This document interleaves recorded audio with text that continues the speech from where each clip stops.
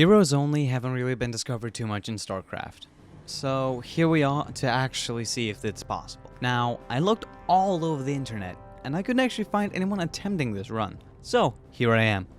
People had said it's possible, people had said it's easy. I'm here to prove that. My name is Conrad and I'm attempting Heroes Only with my friend Toxic, StarCraft Co-op Edition. The rules are simple. Structures and heroes are allowed to attack. Now the structures is only so that we can actually be out and using the heroes, not being afraid of an attack wave. The attack waves in Co-op Edition is really hard, so we have to get something that can actually counter these things. We are allowed to build other things, such as queens, but we're just not allowed to damage with them. Their abilities, such as creep tumors, are allowed, but nothing else. Other than that, it's pretty simple. Just only use heroes, guys. Oh yeah, temporary units spawned by the heroes are also allowed. Well, we don't really have our heroes here in Labrat, so yeah. Just do the mission as normal. Wow, such amazing. What were you expecting? Back in the saddle. First mission with one of our heroes. Although, this is the exact same mission as you would play in the campaign. Now, you just do the usual. You escape with Kerrigan and Jin Raynor. You've done so. You fight the Archangel. Rendezvous. Ah yes, two heroes that are really good to play with. And we know there is another hero you can do this challenge with. Easier, but we don't have another friend to play this with.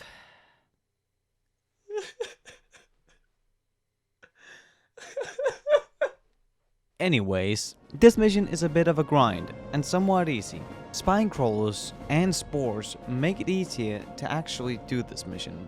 I don't think without these that it would be possible, as the attack waves in the co-op is extreme. Now, near the end, it's nothing but a slow grind. Just slowly make your way over to the cannon to destroy it, and boom, you got yourself a win. Finally, we get to choose what planet we want to go to. Nah, I'm just kidding. The co-op has already decided that for us. We're going to Char. So the first mission is Domination. Domination is actually not that tricky, at least the first section, but we will get into that later.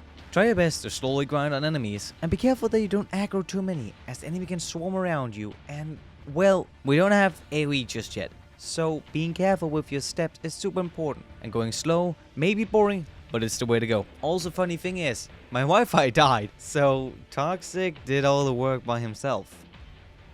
Wait, who wrote this in the script?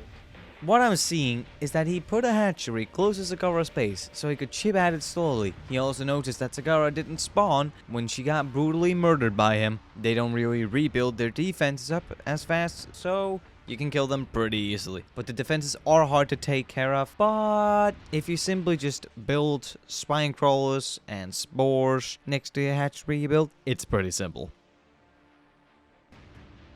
Fire in the sky. Well, the sky is on fire. Fire, that is a breeze for the Zerg. This mission is so easy that we could do it on a high difficulty, or maybe not even use spine crawlers. Yet, we made some things easier, like using queens for faster creep spread, or using overseers for deception or cheesing some things. Now, the only reason we used overseers was because overlords were so slow that it was literally just faster to make an overseer to do that. So, yeah, I think that's pretty fair.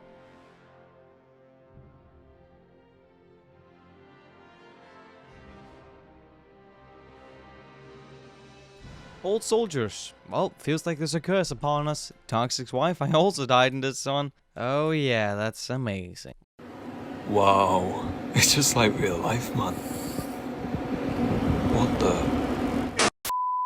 Well, it's a slow grind. Toxic's Wi-Fi died, as I just mentioned before. Used drones, but it actually kind of failed. Spine crawler somewhat worked. Kerrigan is quite OP in this mission. In the end.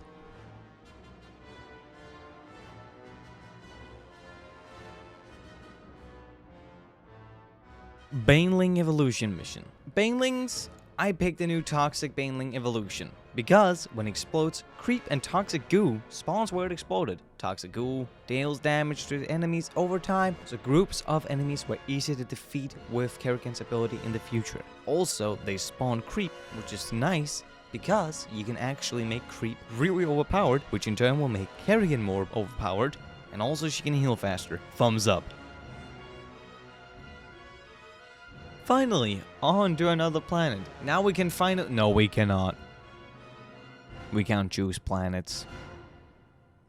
Harvest of Screams. This mission is literally just a walking simulator. Get the levels for Kerrigan and walk past all the gods as they have frozen. Although for Noctul, Toxic Zero, wasn't quite that easy, as Noctul is quite fat.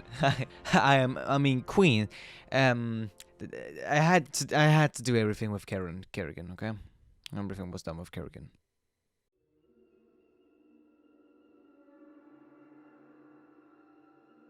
Shoot the messenger. Ah, yes, the old saying. Don't shoot the messenger. Anyway, we shoot the messenger and everyone else. Hard ground missions, hard to get levels, yet easy to kill the ships. We were really struggling against ground defenses, especially around the levels, but the ships, oh, they were easy. It's just like a kinetic blast and some spore crawlers. Then you're done with that. But like the ground, no.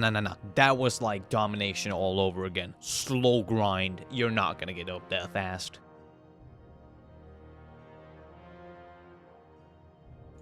Oh, a fan favorite. Enemy Within. Enemy Within is both super easy and super hard at the same time. We are stuck with only our heroes. The issue is, we need units to actually complete this mission. So we just kind of decided that it didn't really matter, and we just took the mission off as an impossible without units. Plus, you know, it was units created by the hero, which are technically okay by the rule set, so we are allowing it.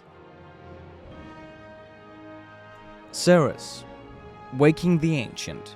Waking the Ancient is a tricky mission. You have to harvest meat from quill cores whom are being killed by the Primal Zerg. The biggest issue with this is the fact that Primal Zerg has Guardians and Mutalisks. These things can snipe our drones from a long distance, which can also reset the meat harvesting, which takes a long time. It takes 60 seconds, which is a whole minute. When Brock finally decides to arrive and tries to kill us, it's pretty simple to kill him. What you do is you simply confront him, use your kinetic blast and other abilities and slowly walk away from him. As you do this, you will slowly grind down his health, and as he comes to your base, you probably have a spine crawler or two, which will kill him.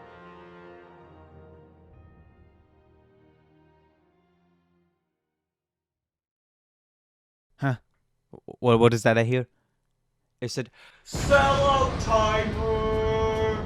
Before we proceed with the video, I have to tell you about my partnership with NordVPN. NordVPN is a simple VPN that makes you able to go into other countries, or at least trick the internet to do so. Let's say you have a Netflix show in Germany that you can't see in the United States. Oh well, pick up NordVPN and simply just activate it. Boom, now you're in Germany. Or at least that's what Google thinks. Check the description down for NordVPN and NordPass, which is a great way of securing and remembering your passwords. Thank you so much for supporting me, NordVPN, and also I hope you guys out there also will support me.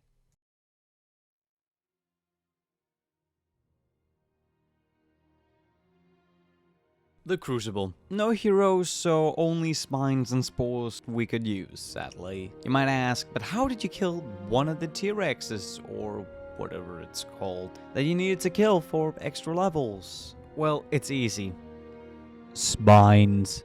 They're so good with Toxic's ability to buff spines and spores, and who knew being on normal difficulty made it so easy? Wow. Yeah, this mission was on normal difficulty because it was basically drones only. Other than that, the mission was pretty simple. Build a bunch of spines and spores and constantly continue to make more, as the spines and spores would get quite damaged in battle. Getting the second expansion isn't really necessary, but I did it anyways as it was just for fun and a challenge, I suppose. Other than that, it's the exact same as normal Crucible, except no Swarm Host and Mutalisk.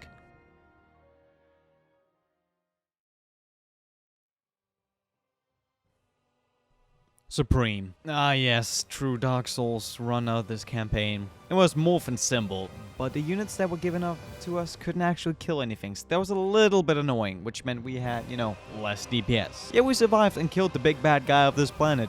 The Ancient One was of course the hardest one to defeat. The others were just spam your abilities and win the game. And I guess dodge?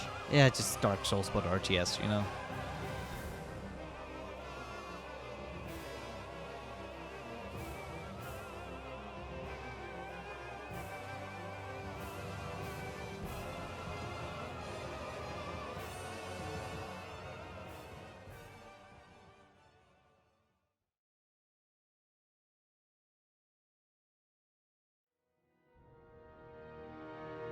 Sky Gear missions. Infested. Infested isn't actually as tricky as you may think at first. It's a simple mission where you have to slowly push into heavily defended Terran territory. Since we are allowed to have the infested on our side, they provide an excellent meat shield for this mission, allowing us to push into the heavily fortified Terran base. Now, keeping the infested spawners alive is a bit more tricky, but it's not actually that bad. Just run around and have an infestor alive buried somewhere.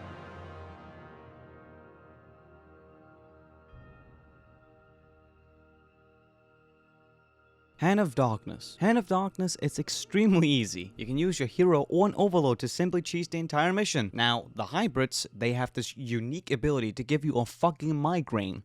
Kerrigan, not being quite used to having a migraine, is going down. So, yeah, you just actually go out, kill the hybrid. It's not very hard. You can use some banelings, you can use some kinetic blast, whatever. It's an easy mission, come on. Oh yeah, by the way, the Terran and the hybrids aren't quite on the same side, so you can cheese that with an overlord. Pretty easy.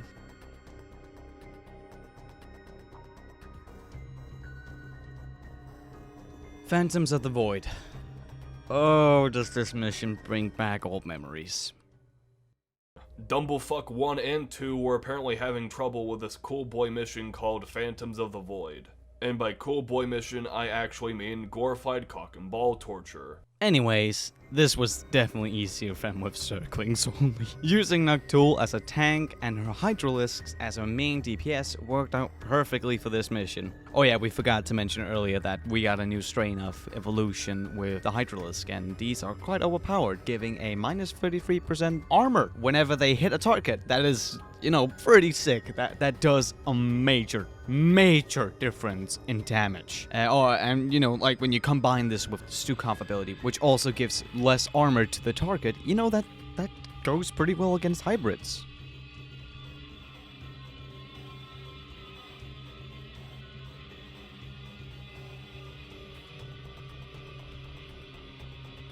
Space missions with friends like these. Unlike last time, this mission actually required us to play. Isn't that amazing? Yeah, this mission is actually quite fun in co-op. You get 3 different types of hero ships, 2 battle cruisers and a Viking. Other than that, it's kinda just the same mission, but everything's been bugged. I actually like it a lot. The co-op makers did an excellent job on this one, but in the end, it's the exact same mission as normal.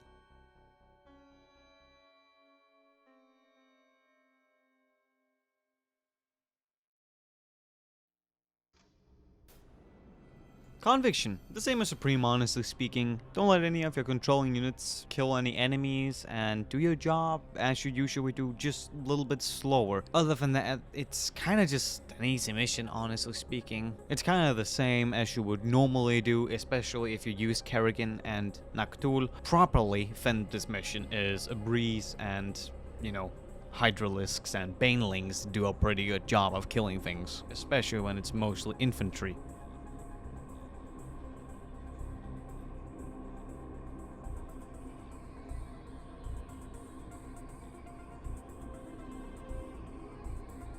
And so the invasion begins. The massive Zerg army of 2 heroes. Planetfall is a simple 2-part mission. The first part consists of drop pods falling to the ground to set up bio-launchers. You have to defend 5 and don't let 3 get destroyed. It's pretty simple, and it's easy to do, except when the launchers have decided to land into the minion's base. Ow. The bios are pretty simply defended when you can use the spore crawlers and spine crawlers provided in the drop pod. Other than that, Kerrigan's spawn baneling abilities is extremely good. It's the key to countering units like Marines, Vultures, Goliaths, and other units that are easily killed by banelings. The second part of this mission is another slow grind. Just like in Domination, we built a hatchery nearby and continued our assault onto the minion fortified base. Now, it has a lot of defense, multiple forts, planetary fortresses, siege tanks, and hundreds of marines. It's a rough battle, and it takes a while, but near the end, it's not too bad. It's kind of just like Domination, but with Terran instead.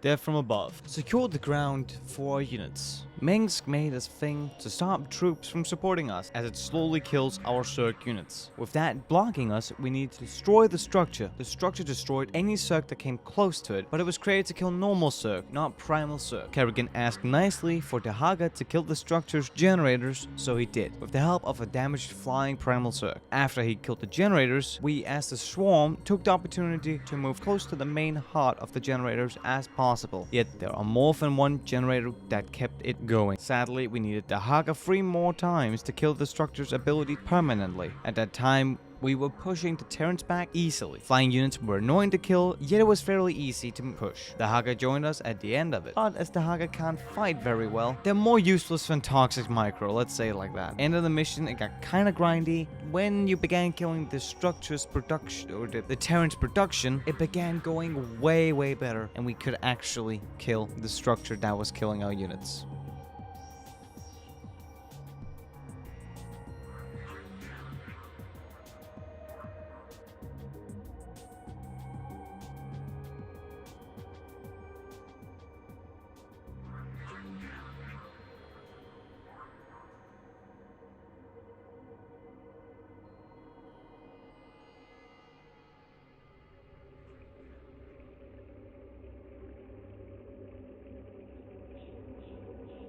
Oh boy. The Reckoning is surely something special. Nah, I'm just kidding, it's the same as the last 3 missions. We finally reached the center of Coral, and is about to beat Mengsk's ass. This mission is extremely slow grind. It took us nearly 2 hours to beat it, but we were successful in the first run. Pushing to Jim Raynor as quickly as possible is one of the best ideas. Securing the area around your base is also a really good idea. The less attack waves you'll be getting, the less hustle this mission is going to be for you. When you have secured a path to Raynor, protecting him and his unit is super important. His attack waves are insanely strong, and especially if you combine them with your hero, you'll be able to kill the enemy's production slowly and complete their bonus objectives, which sends out attack waves as well.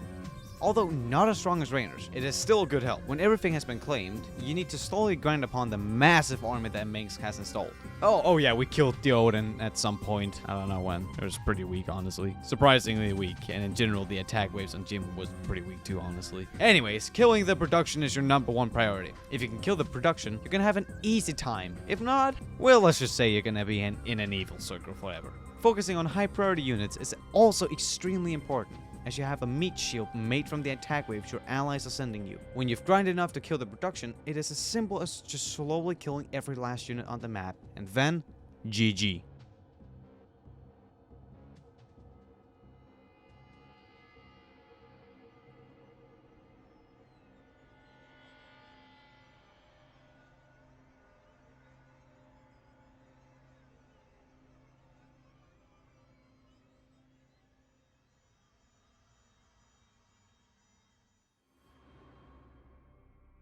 Nuclear launch detected.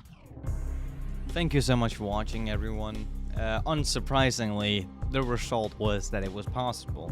You know, having 2 overpowered units and, well, honestly, infinite lives with those units, it was pretty easy. But, you know, we still had to check it out. Everyone said circling only was impossible. Well, it was possible, so everything has to be checked. Anyways, please do check out my Patreon, which is down below. You can also go check out NordVPN and NordPass. Thank you so much for you guys for partnering up with me. Also, please do subscribe.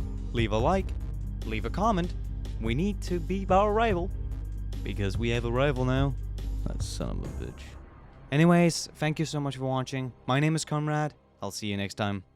Psst, by the way, I don't hate him. He's actually